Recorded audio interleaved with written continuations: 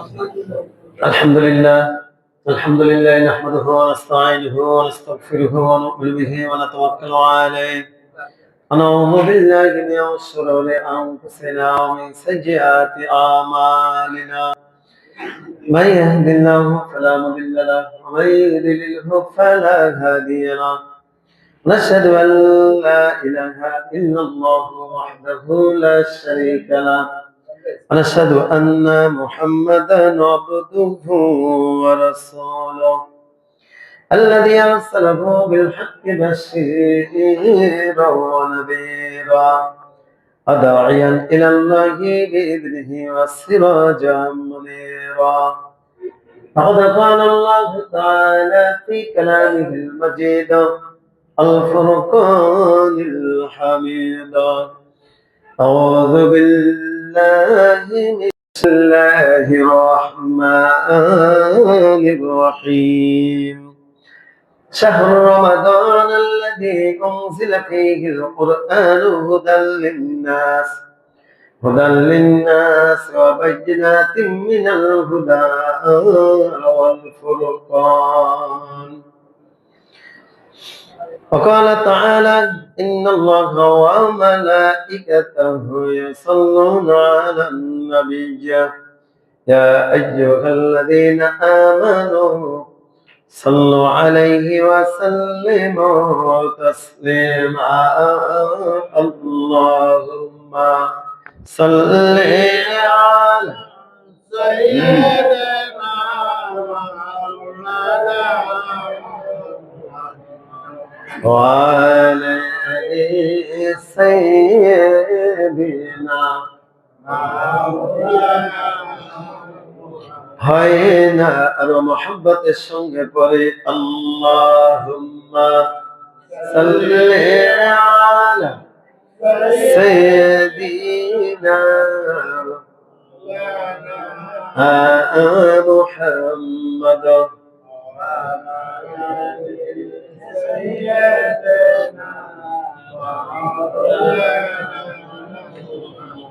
কোথায় রলেন আবু বকর, কোথায় রলেন হযরত ওসমান ও আলী?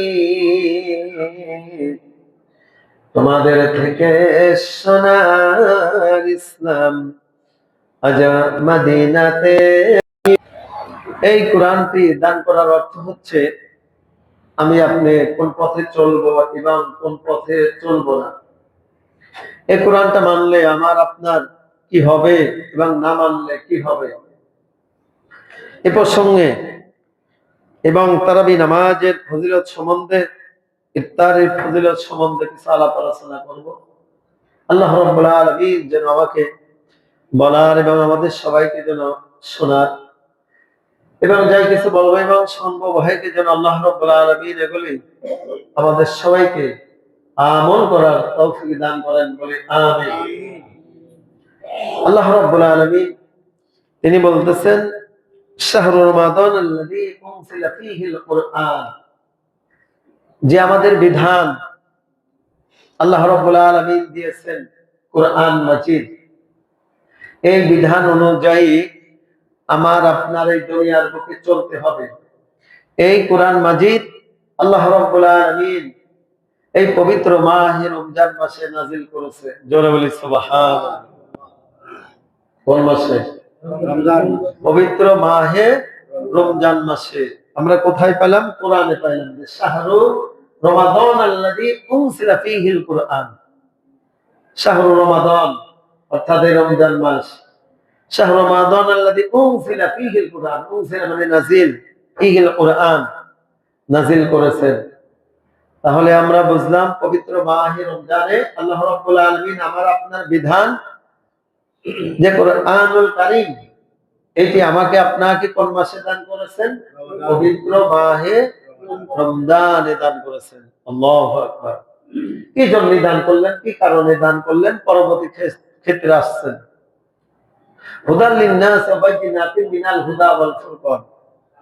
হুদাল লিন-নাস, যেন আমরা মানুষ, আমরা কি মানুষ, হুদাল লিন-নাস, আমরা যেন এই হিদায়াতের পথে আসতে পারি। সত্য মিথ্যা এই কোরআনের মধ্যে সব কিছুই আছে, কোনটা বাতিল কোনটা সঠিক, কোনটা ভালো কোনটা মন্দ, এই কোরআন মাজিদের মধ্যে সব কিছুই আছে।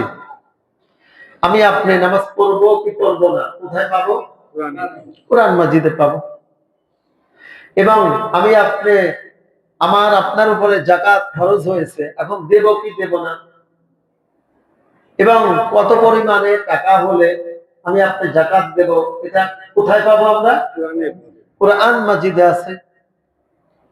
আমার আপনার চলাফেরার পথে কেমন করে চলতে হবে, কেমন করে ফিরতে হবে, কেমন করে মানুষের সঙ্গে আচার ব্যবহার করতে হবে, আছে কোথায়?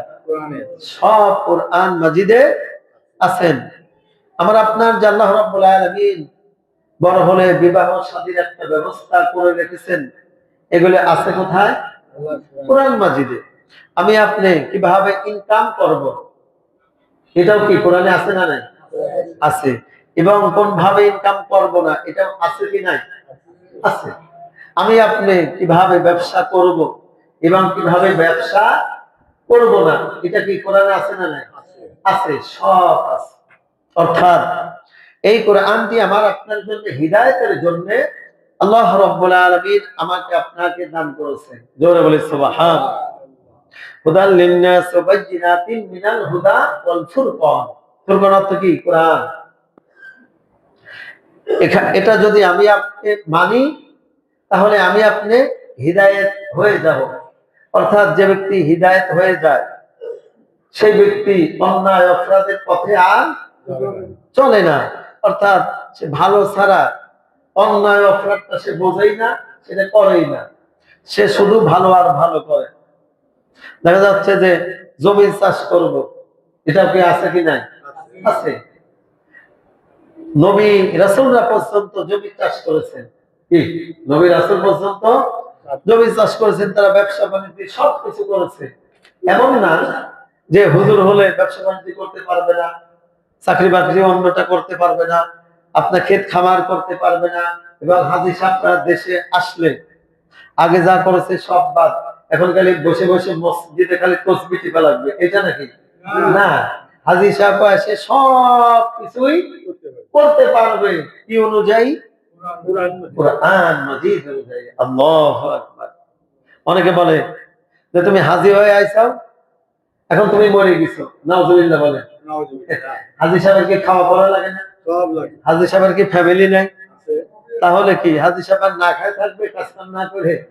হাজী সাহেব রিকশা চালাতে পারবে, হাজী সাহেব ব্যবসাও করতে পারবে, হাজী সাহেব জমি চাষ করতে পারবে। কিন্তু হাজী সাহেবের জন্য যে আইন, আমার আপনার জন্যও নন হাজীর জন্য একই আইন। নাকি আইন কি ভিন্ন? না, ভিন্ন না। অর্থাৎ জমি চাষ করতে গেলে অন্য লোকের জমির মধ্যে আল কাটতে কাটতে ঢোকা যাবে না।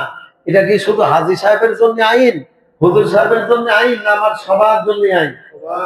সবার জন্য আইন। না, দেখেন, এখন আমি আপনি ইবাদত কবুল হওয়ার শর্ত হচ্ছে হালাল উপার্জন। কি উপার্জন? হালাল উপার্জন। আমার আপনার যদি হালাল উপার্জন থাকে, তাহলে কি হয়ে যাবে? ইবাদত বন্দেগী কবুল হয়ে যাবে। এদিকে খেয়াল করি। এই জন্য আল্লাহ রাসূল বলেছেন, ধনীদের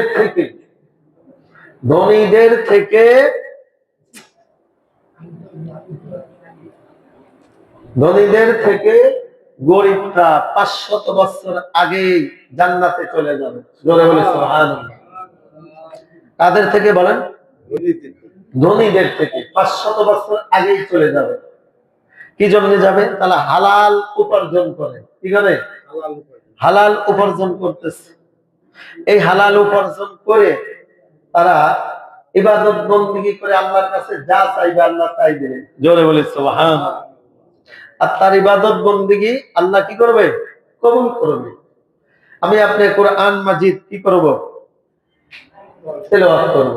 এই কোরআন মাজিদ পৃথিবীর বুকে যত কিতাব আছে, এই কোরআন মাজিদ পড়লে তেলাওয়াত করলে যে সওয়াব হবে অন্য কোন বই পুস্তক কিতাব। সর্বপ্রথম সূরাতুল ফাতিহা পড়ে আছে আলিফ লাম মিম, এখানে 3টি হরফ আছে। কয়টি? সঙ্গে সঙ্গে আমল নামায় আল্লাহ রাব্বুল আলামিন 30টি নেকি লিখে দেন। জোরে বলি সুবহান।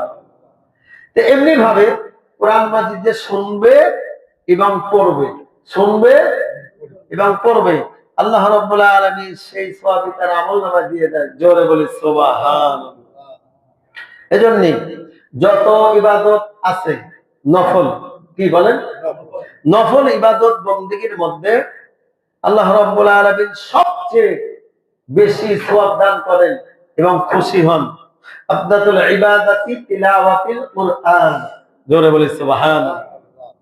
যত নফল ইবাদত বন্দেগী আছে এই নফল ইবাদত বন্দেগীর মধ্যে সবচেয়ে আল্লাহ রাব্বুল আলামিন রাজি এবং খুশি হন কুরআন মাজিদ তেলাওয়াত করলে। জোরে বলি সুবহানাল্লাহ। শুধু সওয়াব আর কি সওয়াব।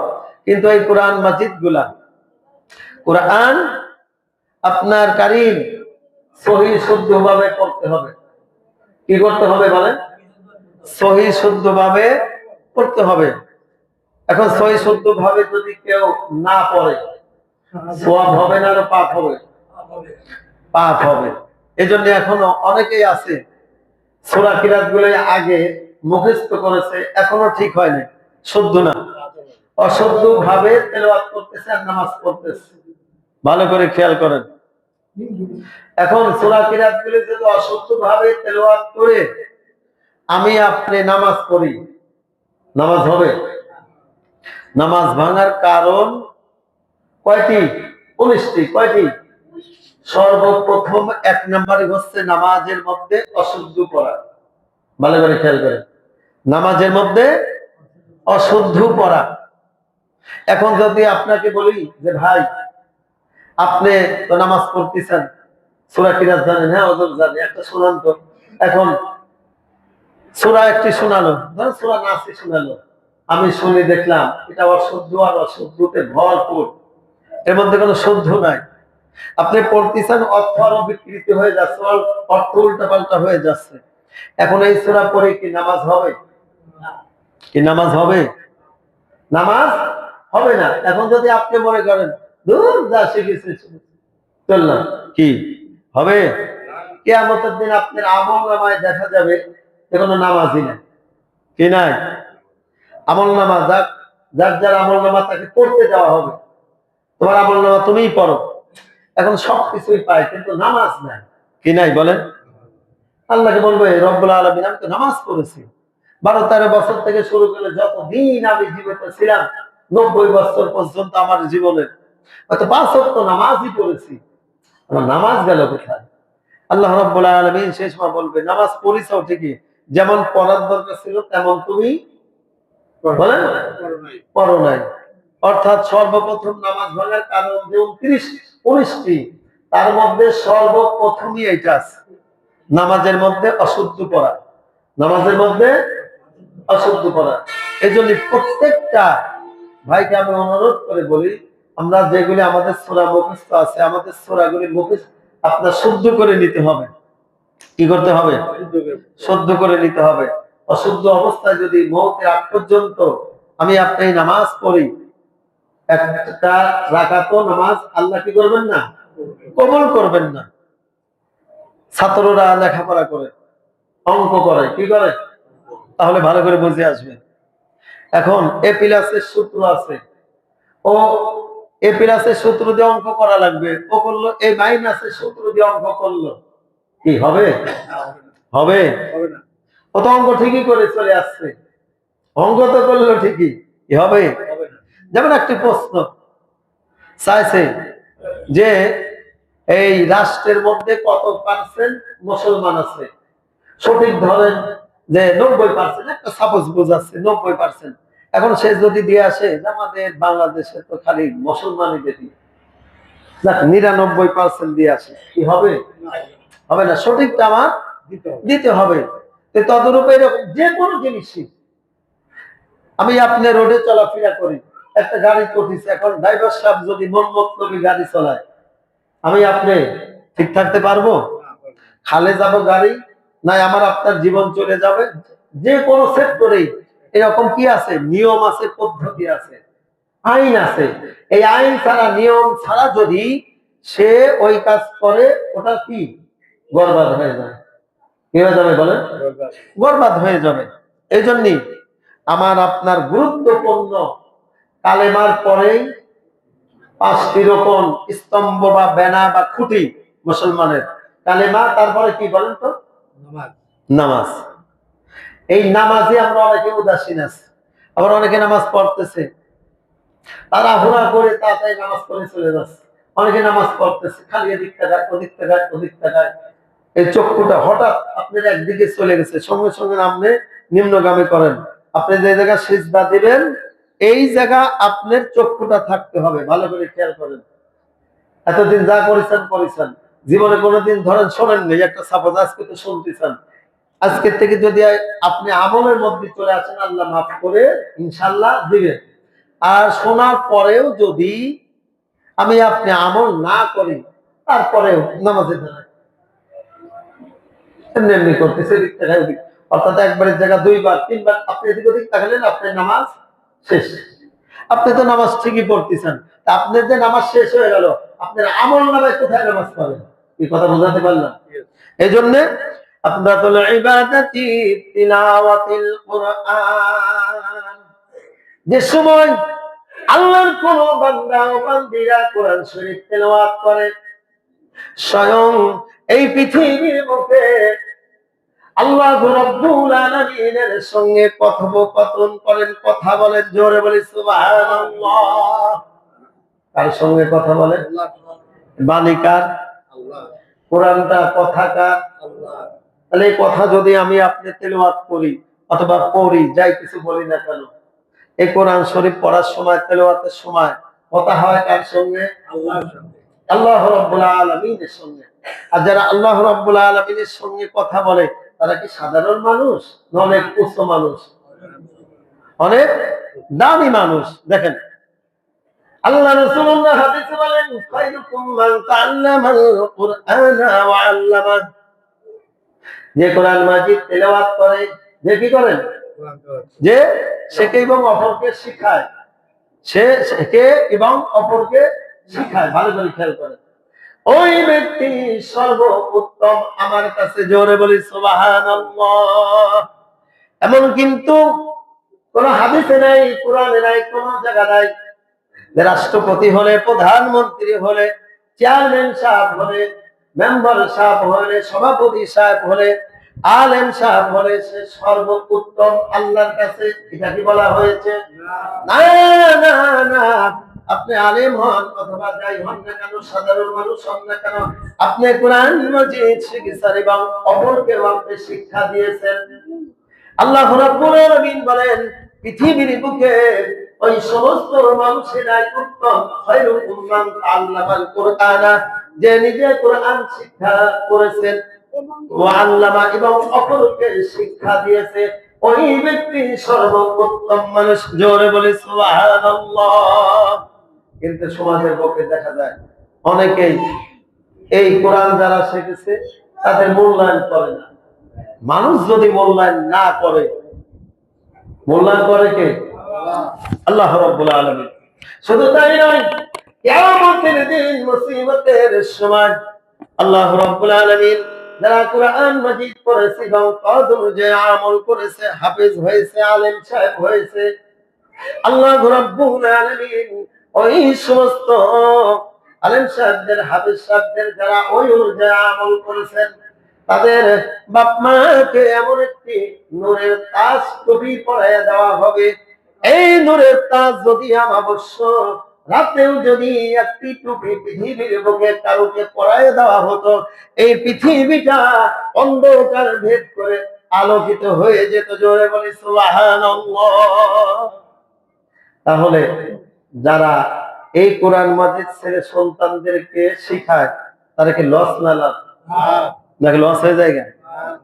কোরআন মাজিদ আপনি শিক্ষা গ্রহণ করান, তারপরে আপনার সন্তানের যদি মনে করেন যে আমি ডাক্তার বানাবো, ইঞ্জিনিয়ার বানাবো, অন্য অন্য বিষয় আমি লেখাপড়া পড়াবো, নিষেধ আছে? কোনো নিষেধ নাই, কিন্তু কোরআন মাজিদ সর্বপ্রথম আগে আমাদের সন্তানদেরকে কি করতে হবে? শিক্ষা দিতে হবে। যদি এই শিক্ষা যদি আমাদের সন্তানের মধ্যে থাকে, সর্বপ্রথম শিক্ষাটা যদি কোরআন মাজিদ থাকে, তারা সারা জীবন দেখা যাবে এই কোরআনের পথেই কি চলতে তার সহজ হয়ে যাবে। কোরআন গুলি যদি সহিষ্ণুভাবে পড়ে, যতদিন বাঁচতে থাকবে নামাজ কালাম করবে, এই নামাজ কালাম গুলি তার হয়ে যাচ্ছে, তার কি হয়ে যাবে। এই জন্যে আমরা কি করব? কোরআন মাজিদ তেলাওয়াত করব।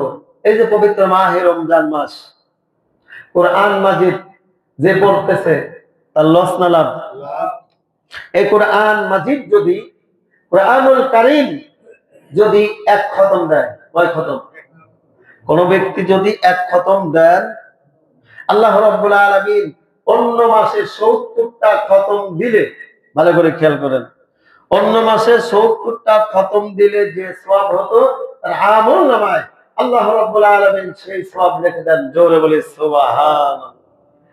এবং এই মাসে তো কোরআন মাজিদ নাযিল হয়েছে, সর্বপ্রথমেই বলেছি শাহরু রমাদান আল্লাযী উনজিলা ফীহিল কুরআন হুদাল লিন-নাস। এই রমজান মাসেই আল্লাহ রাব্বুল আলামিন কোরআন মাজিদ নাযিল করেছেন। এবং এই রমজান মাসে যদি আমি আপনি একটি ফরজ আদায় করি, কয়টি বলেন? অন্য মাসে ৭০টা ফরজ আদায় করলে যে সওয়াব হবে সেই সওয়াব তার আমলনামা দিয়ে দিবেন। একটি যদি নফল আমি আপনি যদি আদায় করি, কি করি বলেন? নফল। অন্য মাসে একটি ফরজ আদায় করলে যে সওয়াব হতো সেই সওয়াব তার আমলনামা আল্লাহ রাব্বুল আলামিন কি দিয়ে দিবেন। এই জন্য আমাদের সন্তানদের, অনেকে দেখা যায় সন্তানদের কোরআন মাজিদের শিক্ষার কোনো খবর নেই, খালি বাংলা ইংলিশ অঙ্কনে খালি দৌড়াদৌড়ি, এ সারে কাজ যায় ও সারে কাজ যায়, এরকম যাইতে যাইতে ২-৩টি প্রাইভেট কোরআন মাজিদ যে কোন সময় শিক্ষা গ্রহণ করাবে সেই সময় আর পায় না। পৃথিবীর বুকে যতদিন আমি আপনি বাঁচবো, ইংলিশ অঙ্ক বাংলার প্রয়োজন আছে না? আর মারা গেলে এগুলো কোনো দাম আছে? কি দাম আছে? দাম কোনটা? কোরআন মাজিদের। আল্লাহু আকবার। সেই সময় আমাকে আপনাকে এই কোরআনই সুপারিশ করে জান্নাতে নিয়ে যাবে। জোরে বলি সুবহানাল্লাহ। এই যে তারাবি নামাজ, আমি আপনি বাবা তারাবি নামাজ আদায় করি, সারাটা দিন ক্লান্ত অবস্থায় রোজা রাখি, তারপর ইফতারি করলে শরীর ক্লান্ত হয়ে যায়, দুর্বল হয়ে যায়, মনেও চায় না যে এখন দাঁড়া দাঁড়া তারাবি নামাজ আদায় করি, মনে চায়। এই সময় একটু আরামের দরকার, নাকি? আরামের দরকার না? আরামের দরকার হয়, একটু শুলে ঘুমটা এসে যায়, অনেক ক্লান্ত হয়ে যায়। যে কোনো বান্দা এবং বান্দি এই ক্লান্ত অবস্থায় তারাবি নামাজ কোরআন মাজিদ দিয়ে নামাজ পড়বে। আল্লাহ রাব্বুল আলামিন না জনাবে পাক মুহাম্মদ রাসূলুল্লাহ সাল্লাল্লাহু আলাইহি ওয়াসাল্লাম তিনি বলেন, এক এক রাকাত তারাবি নামাজ আদায় করলে আল্লাহ রাব্বুল আলামিন ১৫০০ নামাজ আদায় করলে যে সওয়াব হতো তার আমলনামায় আল্লাহ রাব্বুল আলামিন এই সওয়াব দিয়ে দেন। জোরে বলি সুবহানাল্লাহ। কত রাকাত?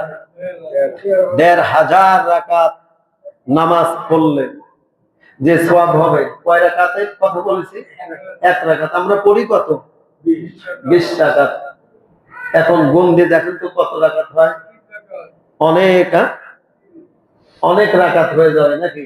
আর ১৫০০ নামাজ কোন ব্যক্তির পক্ষে একা পক্ষে সম্ভব? কিন্তু ১৫০০ তো দূরে থাক, আমরা ২০ রাকাত করতেছি, এক এক রাকাতের বিনিময়ে কয় রাকাত? ১৫০০। তাহলে তারাবি নামাজ পড়লে লস না লাভ? অনেকে আছে পড়েই না, অনেক আছে কি রোজার আগে তারাবি নামাজ পড়ে না। আপনার রোজার তারাবি নামাজ না পড়লে আপনার রোজার কোনো সমস্যা নেই, ভালো করে খেয়াল করেন। রোজা আলাদা, তারাবি আলাদা। কিন্তু আপনি যে তারাবি পড়লেন না, এই সওয়াবের থেকে তো আপনি মাহরুম হয়ে যাচ্ছেন। এই সওয়াব কি পাওয়া যাবে? আপনি একটা দিন তারাবি যদি আপনি ছেড়ে দেন, আপনি কত রাকাত হয় খেয়াল করে দেখেন, গুনতে দেখেন। ২০ রাকাতে ১৫০০ করে ৩০,০০০ দেখেন। তাহলে এই প্রত্যেকটা দিন আমি আপনি শুধু তারাবির মধ্যে এই সওয়াব যদি পাই, তাহলে কিয়ামতের দিন মুসিবতের সময় আমার আপনার আমল নামায় যদি একটি নেকি শর্ট হয়ে যায়, কয়টি বলেন? কেউ দিবে? কেউ দিবে। يوم يفر المرء من أخيه وأمه وأبيه وصاحبته وبنيه لكل امرئ منهم يومئذ شأن يغنيه। কিয়ামতের দিন মুসিবতের সময় কোন বান্দারা বান্দির যদি মাত্র একটি নেকি শর্ট পড়ে যায়, আল্লাহ রাব্বুল আলামিন বলবেন, হে বান্দা, হে বান্দি, তোমার মাত্র একটি নেকির কারণে তুমি জান্নাতে যেতে পারবা। এখন তুমি কি করবে বলো? এই সময় ওই সমস্ত বান্দা বান্দিরা বলবেন, রব্বুল আলামিন, দুনিয়ার বুকে আমার মা তো সবচেয়ে বেশি ভালোবাসছে। ভালোবাসছে কে? মায়ের মতো আর কেউ ভালোবাসে? হ্যাঁ, বাসবে? রব্বুল আলামিন, আমার মা ছিল আমাকে অত্যাধিক ভালোবাসছে, আমার বাবা ছিল আমাকে অত্যাধিক ভালোবাসছে, মাথার ঘাম পায়ে ফেলে ফেলে টাকা পয়সা উপার্জন করে আমাকে খাইয়েছে, পড়াইছে, মানুষের মতো মানুষ করেছে, এবং সবসময় ভালো ভালো উপদেশ দিতেন। এবং পৃথিবীর বুকে কোন মানুষ যদি আমাকে একটা থাপ্পড় দিতে সঙ্গে সঙ্গে প্রতিবাদ করত, অবশ্যই অবশ্যই এখন ওই বাবা মার কাছে যদি আমি এখন যাই, মাত্র তো কয়টি? একটি নেকি। অবশ্যই আমার ওই মা বাবা আমাকে নেকি দান করবে। আল্লাহ রাব্বুল আলামিন বলবে, যাও, তোমাকে সময় দেওয়া হলো, চলে যাও। কিয়ামতের ময়দানে হাজারো হাজারো কোটি কোটি কোটি কোটি মানুষ থাকবে, খুঁজতে খুঁজতে খুঁজতে খুঁজতে বাবারে মায়ের সঙ্গে সাক্ষাৎ হয়ে যাবে, দেখা হয়ে যাবে। এই সময় কাকুতি মিনতি করে করে বলবে, কান্না কাটি করে বলবে, ও মা, জন্মদাতা মা, আমি মাত্র একটি নেকি হলে আমি জান্নাতে যেতে পারি। তুমি যদি আমাকে একটি নেকি দান করো, তাহলে আমি আজ জান্নাতে চলে যেতে পারি। এই সময় দেখবে মা ইয়া নফসি ইয়া নফসি করছে। কি করে? ইয়া নফসি ইয়া নফসি করছে। এই সময় এমন অবস্থা হবে, এমন বিভীষিকাময় হবে, সন্তানকে ওই গর্ভধারিণী মা চিনবে না। আল্লাহু আকবার। মা কি চিনবে না? তোমাকে তো আমি চিনি না। কি বলো? আমার তো দুনিয়া বিয়ে হয়নি। তাফসীরের মধ্যে, ব্যাখ্যার মধ্যে এমনই আছে, আমি তো চিরকুমারী ছিলাম। কি তুমি এসে ভুল ভাল বলতেছো? যাও এখান থেকে চলে। আমি করতেছি, আজকে আমার কি অবস্থা হয়। আর কোন চান্স পাবে না, মাত্র তো এক মিনিট বাবা। ঘুরতে ঘুরতে বাবার সঙ্গে সাক্ষাৎ হয়ে যাবে। এই বাবাকে একই কথা বলবে, ও বাবা, তুমি আমাকে এত ভালোবাসছো, আদর করছো, যত্ন করছো, টাকা পয়সা খরচ করছো, মানুষের মতো মানুষ তুমি বানাইছিলা। তোমার এই আদরের সন্তানটা মাত্র একটি নেকির কারণে আজকে জাহান্নামী হয়ে যাবে। আর যদি তুমি একটি নেকি দাও, তাহলে জান্নাতে চলে যেতে পারবে। আমাকে একটি নেকি তুমি দান করো। এই সময় বাবা মা কি কথা বলবে, তোমাকে আমি চিনি না, সহকান সহকান চিনি না, দূর হয়ে যাও, আজকে আমার কি হবে আমি জানি না। ইয়া নফসি ইয়া নফসি ইয়া নফসি সবাই করতে থাকবে, ঠিক কিনা বলেন? হযরত আদম আলাইহিস সালাতু সালাম থেকে শুরু করে ঈসা আলাইহিস সালাতু সালাম পর্যন্ত যত নবী রাসূল থাকবে, শুধুমাত্র একমাত্র আমার আপনার নবী রাহমাতাল লিল আলামিন হযরত মুহাম্মদুর রাসূলুল্লাহ সাল্লাল্লাহু আলাইহি ওয়াসাল্লাম শুধু বলবে, ইয়া হাবলি ইয়া উম্মতি ইয়া হাবলি ইয়া উম্মতি। জোরে বলে সুবহানাল্লাহ। কয়টি নেকি? একটি নেকি দিবে বাপ মা? দুনিয়ার বুকে তো কত সওয়াব নষ্ট করে দিচ্ছে, হেলায় দোলায় খেলায়, করি কি করি না? সেদিন কিন্তু কেউ সাহায্য করবে না। আজ বাবা দুনিয়ার বুকে আমার আপনার বাড়িতে যদি আগুন ধরে যায়, আল্লাহ না করুক, যদি আগুন ধরে যায়, একজন কেন, দুইজন কেন, শত শত কেন, হাজার হাজার মানুষ এই আগুন নিভাতে আসবে। আসবে কি আসবে না বলেন? এই আগুন নিভাতে আসবে বাবা। আমার আপনার কবরে যদি আগুন ধরে যায়, কি কেউ নিভাবে? কেউ নিভাবে না। আর এই কবরের উপরে যদি পৃথিবীর সমস্ত পানি যদি ঢালা হয়, এই কবরের আগুন কি নিভবে? নিভবে না বাবা। আমি আপনি এত ক্লান্ত অবস্থায়, তারপরে যদি রাসূল কারীম সাল্লাল্লাহু আলাইহি ওয়াসাল্লামের তারাবি যে সুন্নত করেছেন, এই তারাবি নামাজ যদি আমি আপনি আদায় করি বাবা, এই কোরআন পড়ে পড়ে তারাবি নামাজ আদায় করতেছি, আমাকে আপনাকে যে সময় কবরে রাখা হবে, এই সময় 40 কদম আমার আপনার আত্মীয় স্বজনেরা মাটি দিয়ে চলে আসবে, মুনকারি বান্নেকি চলে আসবে, এসে সওয়াল জবাব করা শুরু করবে। করবে কি করবে না? যে সময় সওয়াল জবাব করতে আসবে, সঙ্গে সঙ্গে বাবা খোদার কসম করে বলে এক পাশে নামাজ চলে আসবে, জোরে বলে সুবহানাল্লাহ। নামাজ পড়বে না, এদিকে তোমার স্থান নেই, যাও অন্যদিকে যাও। আবার যে সময় মুনকার নেকির আরেক দিকে যাবে, কোরআন চলে আসবে, জোরে বলে সুবহানাল্লাহ। এদিকে তোমার প্লেস অন্যদিকে যাবে, আরেক দিকে যে সময় যাবে, এই সময় দান সদকা চলে যাবে, জোরে বলে সুবহানাল্লাহ। আবার আরেক দিকে যে সময় যাবে, নিজের আমল চলে আসবে বাবা, তার কাছে আর ফিরতে পারবে না, কোন দিশা না পেয়ে অবশেষে আল্লাহর কাছে চলে যাবে। আল্লাহ রব্বুল আলামিনের কাছে যে বলবে, রব্বুল আলামিন এমন এক বান্দার কাছে তুমি পাঠিয়েছো, এমন এক বান্দির কাছে তুমি পাঠিয়েছো, তার কাছে তো যেতেই পারি না। আর রব্বুকা মান নাবিয়্যুকা মান দীনুকা, আমি প্রশ্ন কেমন ভাবে করবো, কেন কেন কি হয়েছে? আল্লাহ কি দেখে না? আল্লাহ তো সব দেখতেছে। আল্লাহু আকবার বলেন। আল্লাহ তো সব দেখতেছে। বাবা কি হয়েছে বলো, এই এই ঘটনা, আর যেতে হবে না, আমি তার সওয়াবের প্রশ্ন নিজে আল্লাহ দিয়ে দেবো, জোরে বলি সুবহানাল্লাহ। ইবাদত বন্দেগী করলে লস না লাভ? কবরের মধ্যে বাঁচাবে কে? আল্লাহ। আল্লাহ বাঁচাবে, আমার নামাজ বাঁচাবে, আমার দান সদকা বাঁচাবে, আমার রোজা বাঁচাবে, আমার কোরআন বাঁচাবে, আমার নামাজ বাঁচাবে, ঠিক কিনা বলেন?